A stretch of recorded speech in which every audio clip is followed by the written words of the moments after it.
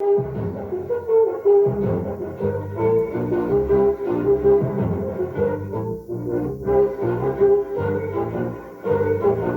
around the world, from Alaska to Australia, from the Americas to Africa, Asia, and Europe. Sportsman on Film presents Bowhunting, elk, whitetail, mule deer, and black bear.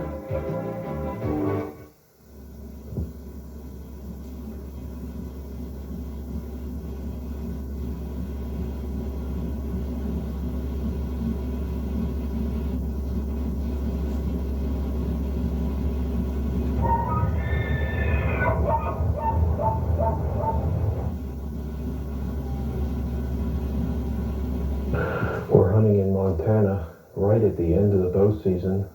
The purpose of our coming at the end was hopefully that the weather would be just a little cooler and the elk would begin rutting, which they are. They're just starting to chase each other around and polish their horns. We heard elk bugling this morning. What we're hoping to do is get a good one. There's a lot of good elk in this area. It's an area that isn't hunted very much with a rifle. The equipment that I'm using on this bow hunt is an Eagle Oneida bow at maximum strength at 70-pound pull. The reason I chose it is it's a lot like a conventional recurve bow in that it only has one string and the pulleys and everything are in the limb action. The arrows are Easton Arrows with razorback broadheads. I like the razorback because of its surgical steel blades and its hard machined tip. It's a very good arrow. It busts bone very quickly, and hopefully it has a good cutting edge and be able to get a lot of penetration and some good hemorrhaging in the animal that we hit. I'm using the plastic fletching. That way we can hunt in all weather. We don't have to worry about if we get stuck in a rainstorm or if we get an early snow here. I'm using the orange arrow here again so that I can better see my shot and follow the path of the arrow. I believe that the animal will only see the point coming at him. He should not see the arrow at all. And these blend in pretty well with our surroundings and are not overly bright. The terrain here in Montana that we're hunting in is rolling hills with a lot of ponderosa pine and gullies. And it's a very good area for elk. The elk can get down into the ponderosa pine gullies and on these side hills during the day when the sun comes out and bed down. And then at night they can feed with about as least and conspicuously as they can. The reason we like it is we can see a little bit and we can sort of see where they are and see what we want to go after and then get the wind in our favor and do some stalking in between these ponderosa pines. It's a lot better than trying to stalk through open country and on edges of quakies as it is in hunting in Colorado. But we've seen a lot of elk here and we hope to be able to get up on at least one good bull.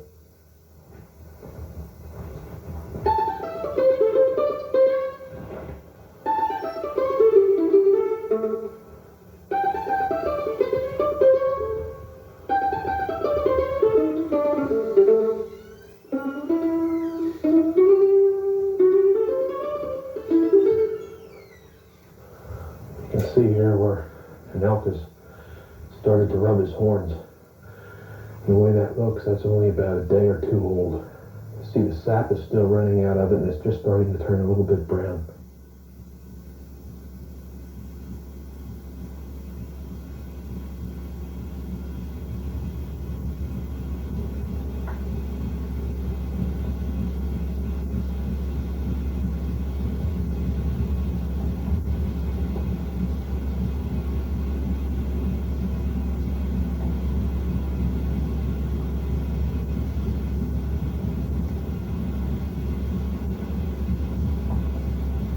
There's one real nice bull in there, that one.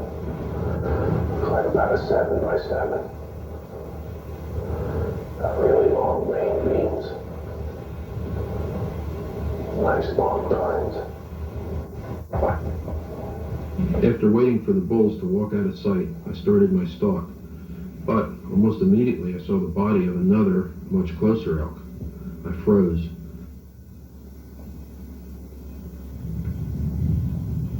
But it was too late. He had seen me and majestically moved away.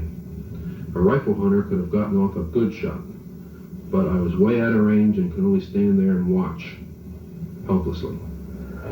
This area in here in the cedar pine or elk generally like to bed down during the day. So you look here, here's some really fresh droppings, some tracks on either side of it.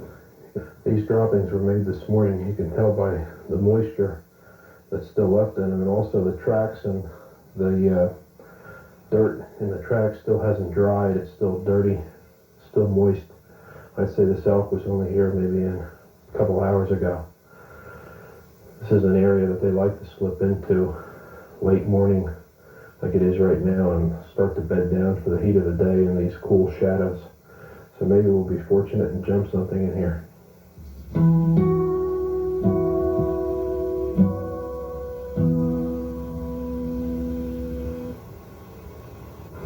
think we got a few days left. I think we'll just pass that one up.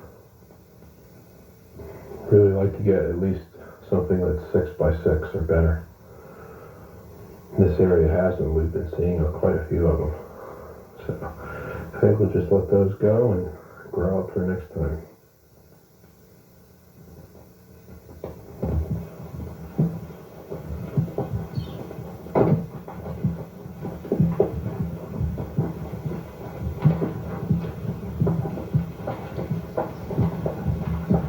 There were two important occurrences that I noted that afternoon.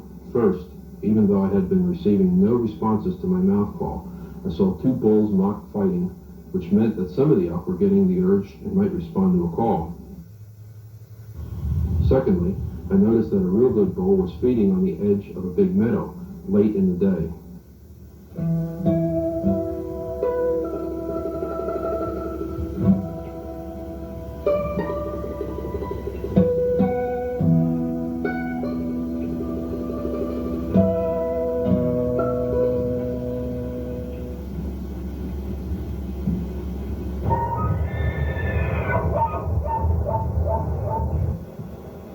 So the next morning, I set up in some natural cover next to a narrow part of a good-sized meadow and gave out with an occasional bugle.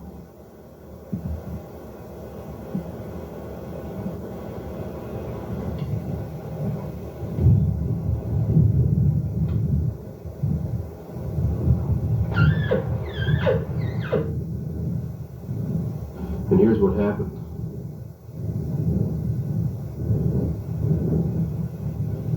A big bull stepped into the meadow at about 60 yards. I gave out one grunt, and it turned a few yards towards me.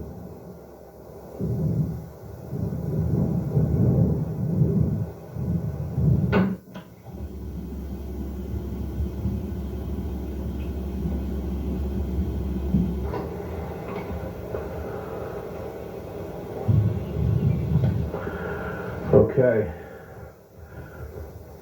I think we just hit him a little bit lower than we'd like. Looks like a liver shot to me, the way he humped up and he just sort of walked over that rise. But a liver shot is fatal, and I think if we can just be patient enough and wait, we're going to have to wait more than like a 20-minute span. We're going to have to wait a couple hours. Hopefully he won't go too far. He'll lay down, and that'll be the end of him.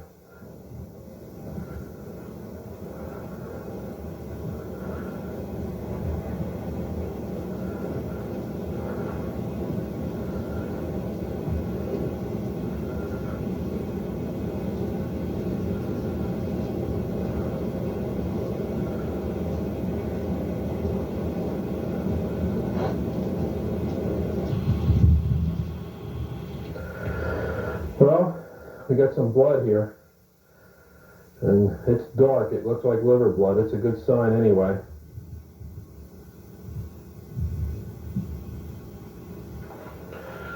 Oh, there he is. How about that? We guessed right. Look at him. Caved in right there by that little tree. Man, he really looks good. Look at that, will you?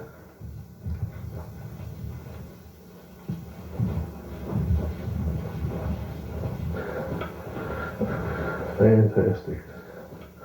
Beautiful.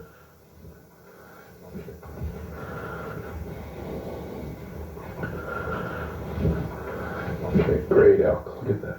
There's the arrow. Looks like we were right. It's come right through. It's definitely a liver shot. Absolutely fantastic. Look at that. A 7x6. Solid 7x6. Really, just practically, I don't know if you can count that or not. I think you can. It's longer than it is wide. In that case, it would be a 7x7. Trophy to be proud of.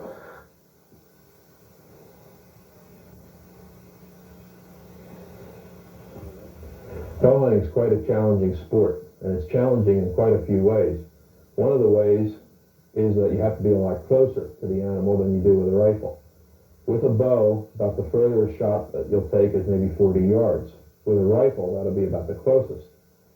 To get closer to the animal, you have to study the animal a lot more. You have to know the terrain, you have to know the area that the animal's living in, which means you have to get into the area you're going to hunt a little bit earlier. You have to come into an area and generally try and find out where the animals are feeding, where they're bedding down, and try and establish a route in between the two areas. A bow hunter needs to have a complete knowledge of the anatomy of the animal that he's hunting. His arrow is going to kill that animal by hemorrhaging. Therefore, he has to place his shot in a vital organ area, or he has to hit an artery. Then his major problem becomes tracking the animal.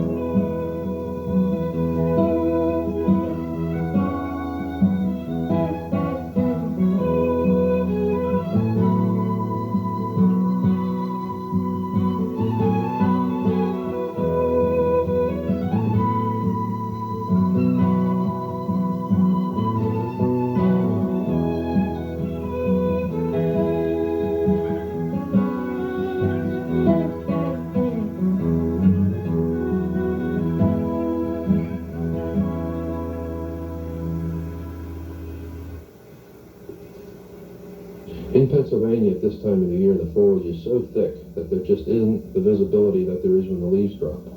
So my first attempt at whitetail will be to set up in an old favorite tree stand. I'm going to be up pretty high, so my hope is that a buck will pass within 20 or 30 yards of my tree. My problem from this stand is that there's a lot of high and dense ground cover that I may have to shoot over or through.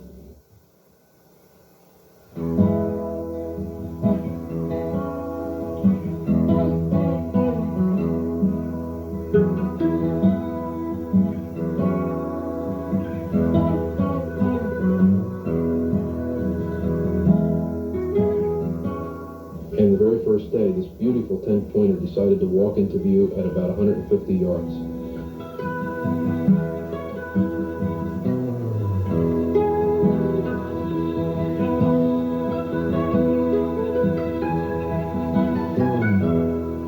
It didn't help my anxiety level when he slowly fed away. I wanted him, but I was helpless with my bow.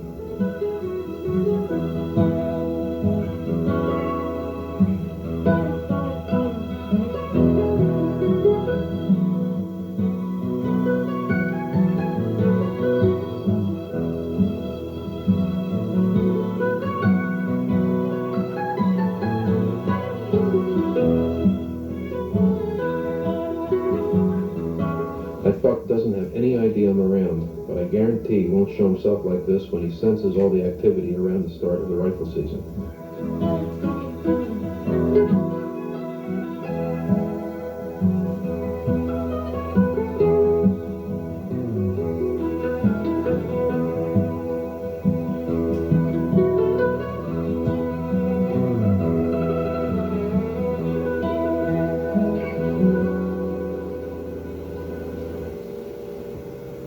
When the buck stopped feeding, he moved into heavy cover to look for a place to bed down. so I knocked an arrow just in case.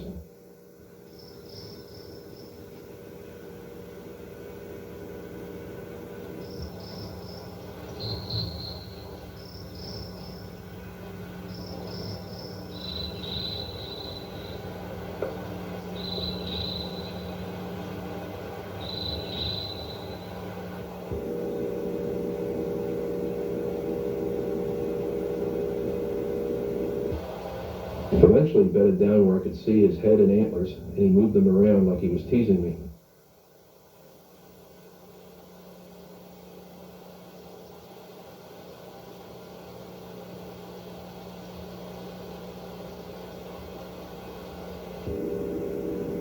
After watching him for several minutes, I figured he was going to stay put for a while, and I might just have a chance to climb down and close the gap a little.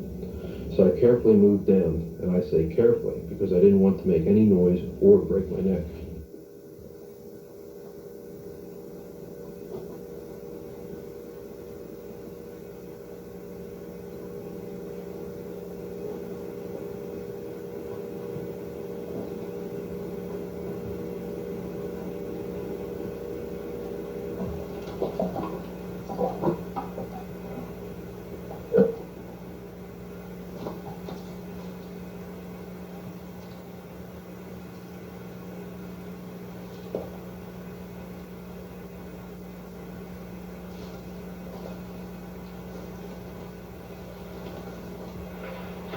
But the buck heard me, or smelled me, or saw me, and that was that.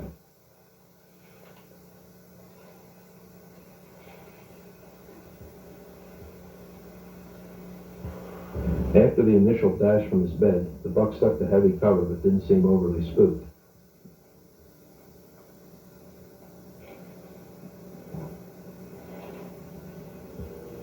It looked like he'd been bedded down again, but I couldn't believe my eyes when I saw those points. This was a different buck with a big, non-typical rack.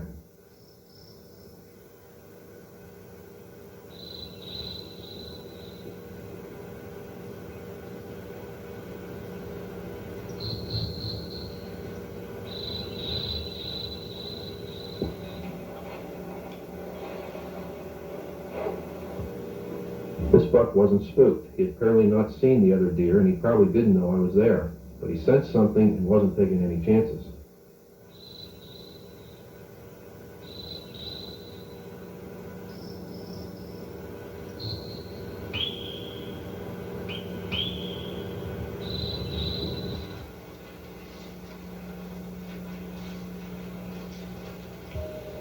The buck was with a doe, which meant 4 eyes. But maybe the doe would be a distraction also.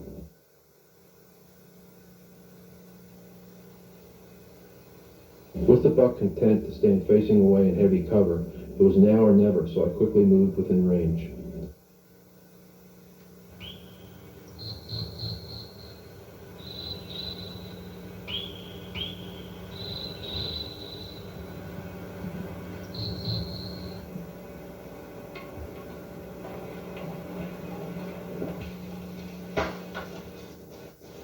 My shot felt good, and the buck flinched, but there was no sign of the arrow.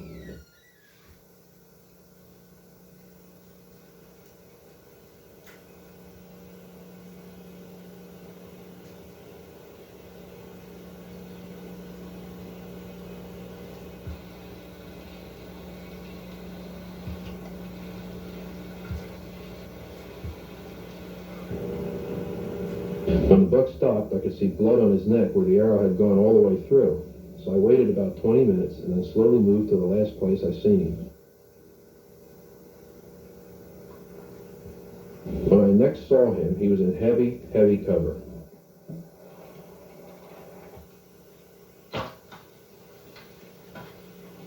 After my second shot, I waited another 20 minutes.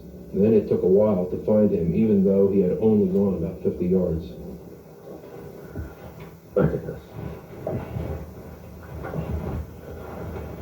1, 2, 3, 4, 5, 6, 7, 8, 9, 10, 11, 12, 13, 14, 19, 20, 21, 22, 23, 24, 25.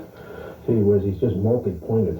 Probably a good 17 to 20 points that you could count as points. Just a tremendous, heavy, big buck.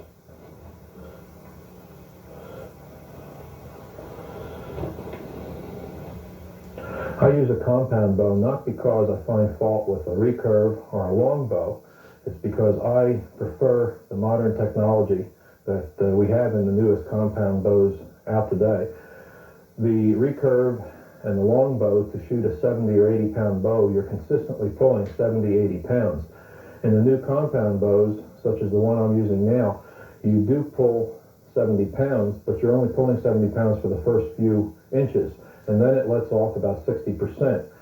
So what that's allowing me to do is probably get a better point of aim, make a surer kill, and allow me to have a very fast shot. The new compound bows like this one are technically a 70-pound draw, but they're basically equivalent to shooting maybe an 85 or 90-pound recurve bow, and that gives me a lot more speed and a lot more accuracy. And the whole purpose of the game, I feel, in archery is to make a sure, quick kill.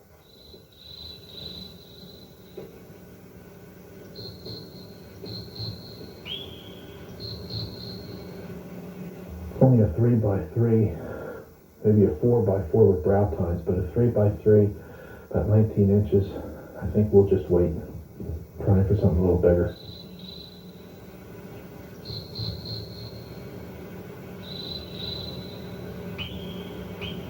The method we're going to use to hunt mule deer is stalking and standing and waiting and watching, etc. Mule deer are more or less nomad type animals in that they travel here and there. They don't particularly pattern themselves too often. So what we're going to try and do is slip around in these woods and hopefully catch a mule deer buck, get up close enough to get a shot, or stand by trees somewhere and hopefully one will move past us in the early morning or evening.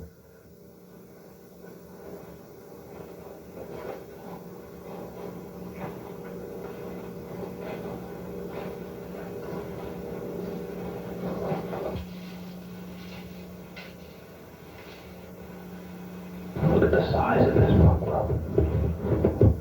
Mule deer that made this had to be pretty big. Look at the size tree picked on. It's probably about an 8-inch caliber. This part of the country is different from where we hunted whitetail in Pennsylvania because there's a lot less ground cover. So visibility is better for me and for the mule deer. I'm wearing tree bark camouflage because in this area the tree trunks will be my primary cover.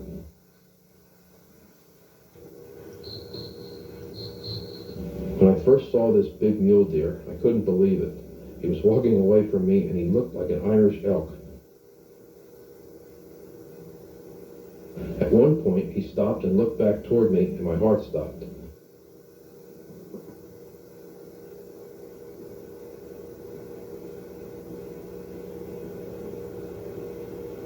But then he turned away again and kept walking.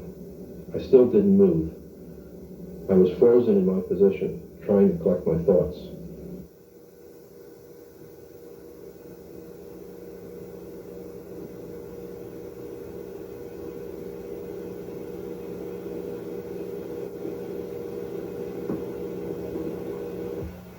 When I looked up, the buck had changed directions, and then he looked my way again.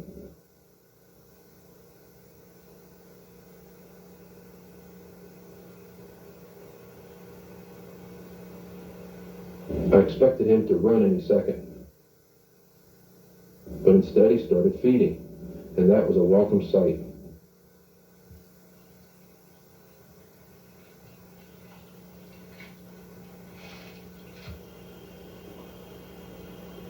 I moved up as much as I could, but then he bedded down facing my way, so I had to freeze again.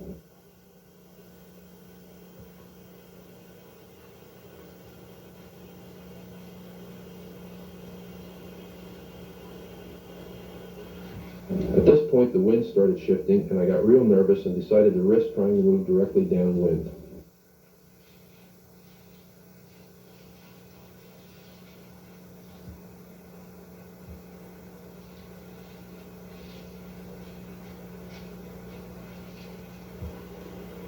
I don't think he saw me, so he must have heard me or smelled me. At one point, he checked his back trail, and that seemed to satisfy him, but he still moved away from me cautiously.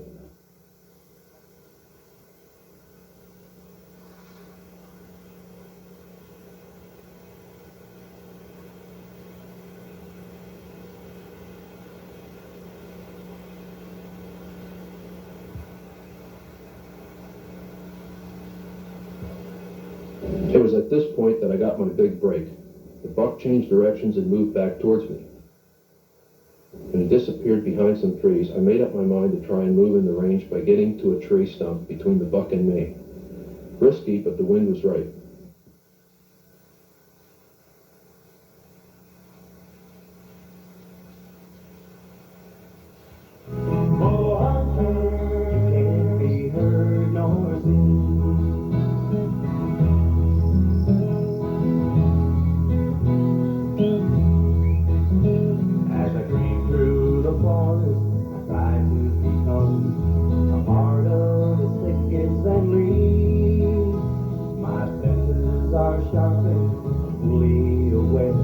I'm a native in nature's own scene.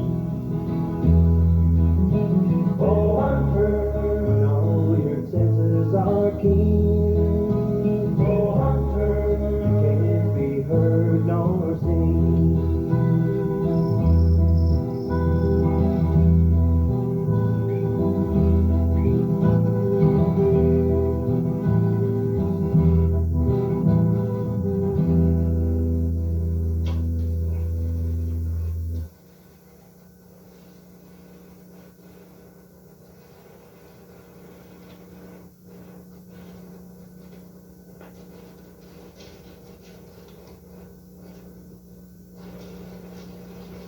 I probably should have stayed hidden, but I was so excited about my shot that I started to walk up immediately.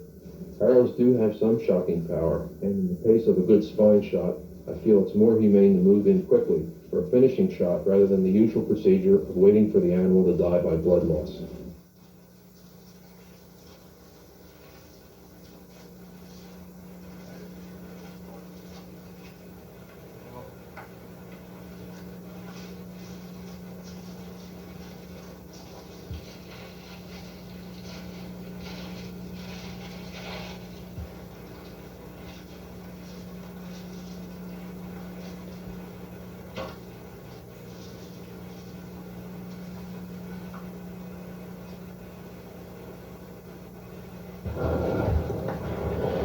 Absolutely, look at him.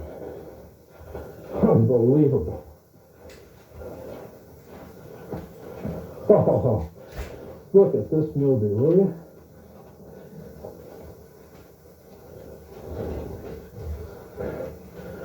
I have never, ever seen a mule deer this massive in my life. This massive old mule buck has 18 points, as close as we can determine by counting them just now roughly. He's non-typical in that he's massive and the points go out in non-typical directions for a mule deer. So, widest point, which would be here to there, 40 inches. A 40-inch mule deer. Can you believe it? It's unbelievable. I'm an instinctive shooter rather than a sight fence shooter. As you can see, I don't use anything on the bow. I developed my skills by practicing. Not that I don't find anything wrong with the sight pins or anything like that. It's just that when you're stalking or you're walking to pick a spot, it's pretty difficult to always know the exact distance that the animal's approaching. And the instinctive shooter, more or less, looks at his target and instinctively adjusts his point of aim to hit the animal. The analogy that we instinctive hunters use is that if we were baseball players, we wouldn't necessarily need a rangefinder or a pin to know how far it was from the outfield to first, second, or third base or the home plate. We'd merely pick up the ball and throw it. And that's basically what we try to do with shooting an arrow. We try to hit what we look at. And what we generally try and do is pick a spot on the animal and try and hit that spot. Now, in hunting from a tree stand, it's a little bit different than stalking on the ground or hunting behind trees, in that when you're hunting from a tree stand, you have to look at the animal and also look through the animal to see where your arrow is going to exit. It's not so important where you hit the animal as where the arrow will exit or where it will travel to. So you want to make sure when you're in the tree and when you look at the animal that you sight through it, and that you imagine that straight line going right directly through the animal or down into the animal, and that's where you want to look. You want to look where you want your arrow to exit on the other side, not necessarily where you want it to enter.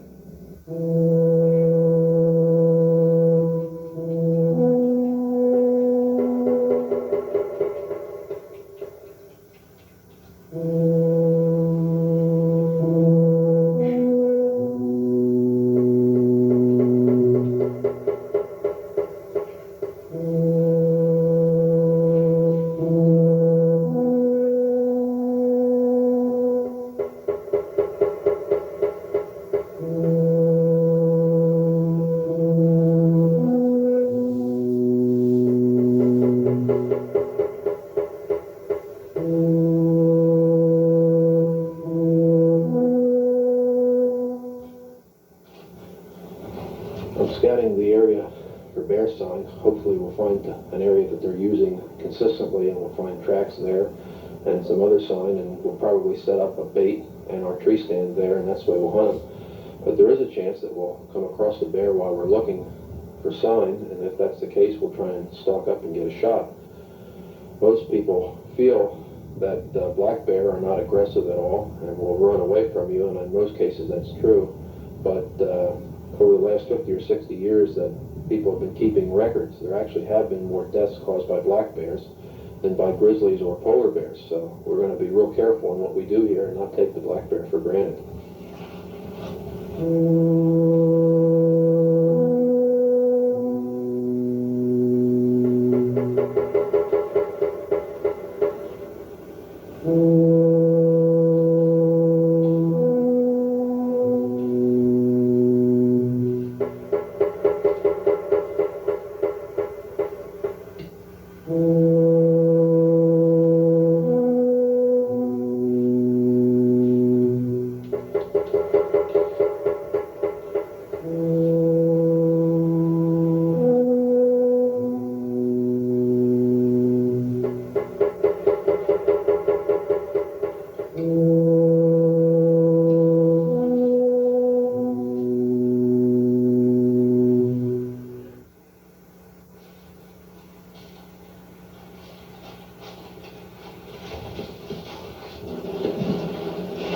Rather than try and chase and stalk this bear and chase him clear out of the country, I think we'll set up our scent baits.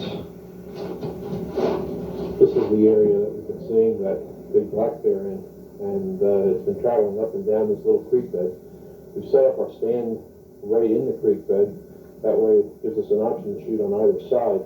And what also we've done is we've put up 4 of these. This method is called scent baiting.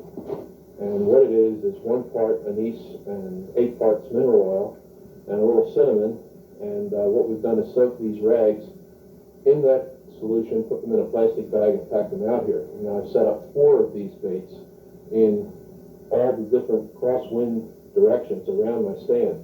And what I'm hoping will happen is when the bear that's traveling in this area smells this, it'll be attracted right down towards this area and especially won't smell us. What we're going to try, and the reason we're trying to use this is first off that it's much more portable, and that you don't have to pack out a lot of cans or garbage or have access to the area by vehicle. And it's also a lot easier to move around. In other words, if we see a bear at a distance, we can also pick up and move and set up someplace else. These scents usually only work about 3 or 4 days in one spot, and then you have to relocate. The anise is really a licorice extract, and it gives off a sweet aroma, sort of like a licorice smell. So we're hoping that maybe this fall the black bear sweet tooth will be attracted right to this area.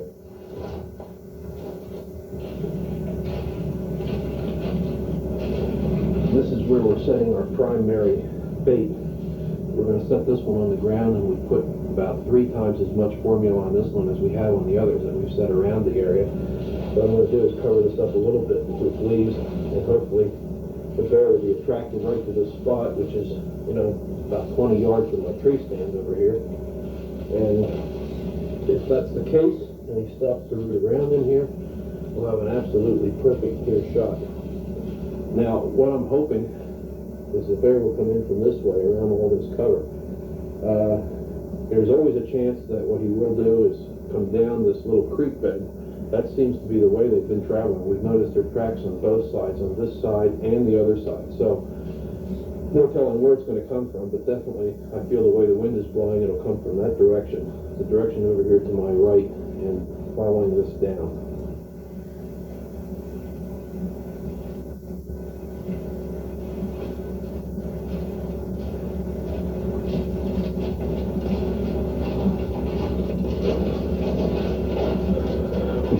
Our tree stand up and all of our equipment here yesterday morning, and what we're doing now is getting in here about 4.5 hours before dusk.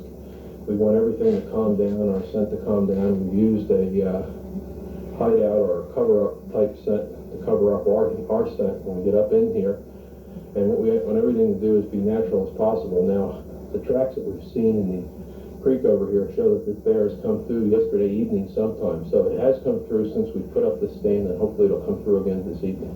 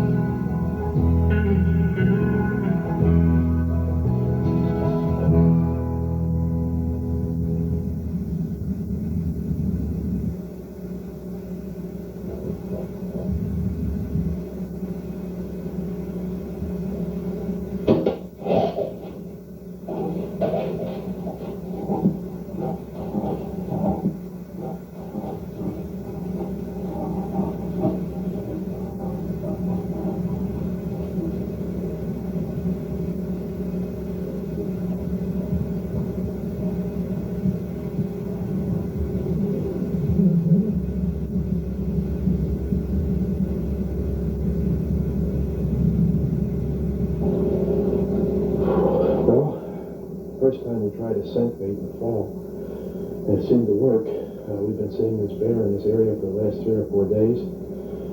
We set the scent bait downwind up along this creek. The bear came in, not quite where we expected it to. It came on the other side of the creek. We got a shot, and set off this decent shot. Hit right in the shoulder and heading down in. We saw a lot of blood first thing as it took up off over the rise here and down the other hill. We're going to wait maybe a half an hour, 45 minutes, and then we're going to go look for it.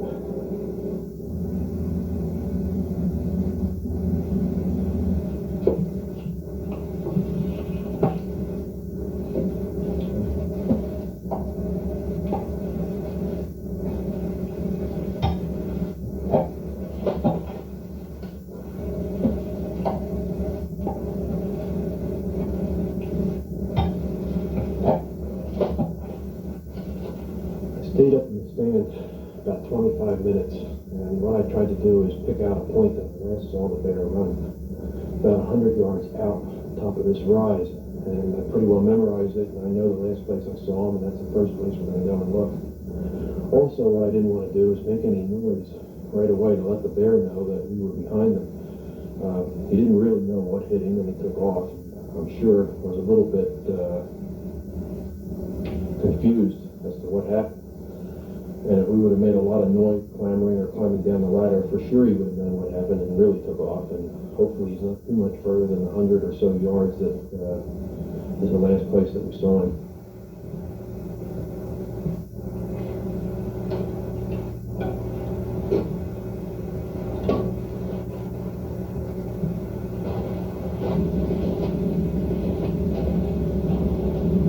This is the last place that we saw the bear, right at the edge of the swamp here. Tore down through this way. And we're fortunate in that we had a pretty good hit because there's a lot of blood yet. And one of the things of black bear is that when you first hit them, they seem to bleed right away, and then because of their coat and hair, they clot up real fast, and then you don't have a blood trail. But in this case, we have a real good blood trail. Nice heavy blood.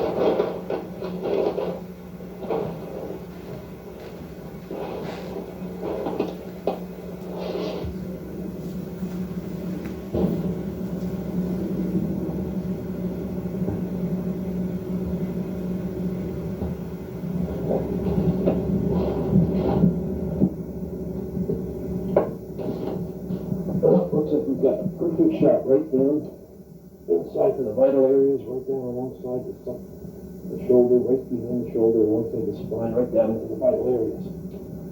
Yep, look at that. Perfect.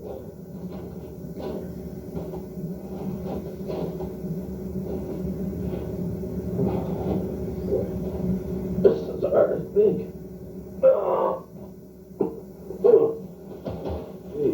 I bet you he goes 400 pounds. Nice coat. Pause. Oh boy. Look at that.